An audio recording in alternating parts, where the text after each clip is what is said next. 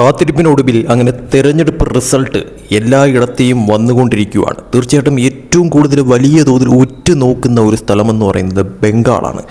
എന്താണ് ബംഗാളിൽ സംഭവിക്കുന്ന അട്ടിമറികൾ?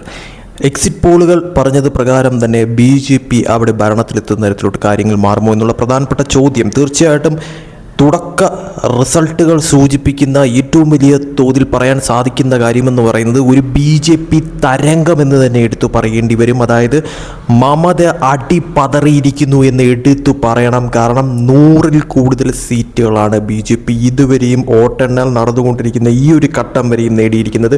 ഒരു ഇഞ്ചോടിഞ്ച് പോരാട്ടം. തീർച്ചയായിട്ടും ഇതൊരു തരംഗം. അത് TMC തരംഗമല്ല, അത് BJP തരംഗം തന്നെയാണ് എന്ന് എടുത്തു പറയേണ്ടി വരും. ഈ ഒരു നിലയിലേക്കാണ് കാര്യങ്ങൾ പോകുന്നതെങ്കിൽ തീർച്ചയായിട്ടും മമത അടിപതറി വീഴുന്ന തരത്തിലോട്ട് കാര്യങ്ങൾ മാറുമെന്നതിൽ ഒരു സംശയവുമില്ല.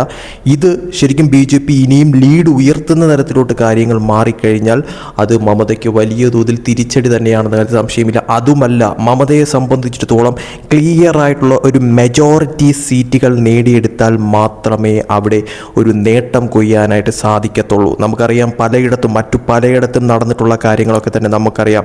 ഒരു ഇഞ്ചോടിഞ്ച് പോരാട്ടത്തിൽ ചെറിയ തോതിൽ പോലും മമത മുന്നിലെത്തിയാൽ പോലും മമതയ്ക്ക് അത് തിരിച്ചടി തന്നെയാണ്. മമതയെ സംബന്ധിച്ചിടത്തോളം ഒരു ക്ലിയർ മെജോറിറ്റി സീറ്റ് അവിടെ ഉണ്ടെങ്കിൽ മാത്രമേ അവിടെ ഭരണത്തിൽ എത്താൻ സാധിക്കുക എന്ന് മാത്രമല്ല ഭരണം മുന്നോട്ട് കൊണ്ടുപോകാൻ സാധിക്കത്തുള്ളൂ എന്നുള്ളതാണ് യാഥാർത്ഥ്യം എന്ന് പറയുന്നത്.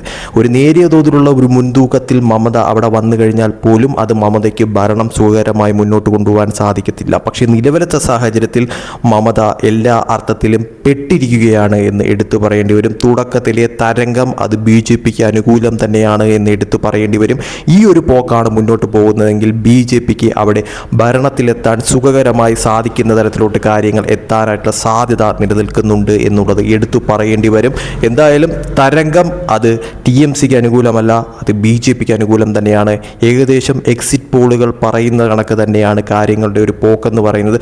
മമതയെ സംബന്ധിച്ചിടത്തോളം ഭൂരിപക്ഷത്തിൽ എത്താനായിട്ട് ഈ പറയുന്ന തോതിൽ ആ സീറ്റ് നില BJPയെക്കാട്ടിലും വളരെ ഉയർത്തി നിർത്താൻ സാധിച്ചാൽ മാത്രമേ മമതയെ സംബന്ധിച്ചിടത്തോളം അവിടെ ഒരു ഭരണത്തിന് സാധ്യമാകത്തുള്ളൂ. അതല്ല, ഒരു ഇഞ്ചോടിഞ്ചിൽ നിൽക്കുകയാണെങ്കിൽ ഉറപ്പിച്ചു പറയാൻ സാധിക്കും മമതയ്ക്ക് ഭരണം നഷ്ടപ്പെട്ടു പോകുന്ന തരത്തിലോട്ട് കാര്യങ്ങൾ മാറുമെന്ന് മാത്രമല്ല ഇനിയുള്ള മണിക്കൂറുകൾ നിർണായകമാണ് എന്ന കാര്യത്തിൽ സംശയമില്ല. നിലവിലത്തെ സാഹചര്യം വെച്ച് പറയുകയാണെങ്കിൽ മമത അടിപതറിയിരിക്കുന്നു, മമതയ്ക്ക് വീഴ്ച സംഭവിച്ചിരിക്കുന്നു, അവിടെ BJP തരംഗമുണ്ടായിരിക്കുന്നു, ജനങ്ങൾ മാറി ചിന്തിച്ചിരിക്കുന്നു എന്നുള്ളത് എടുത്തു പറയാൻ സാധിക്കും.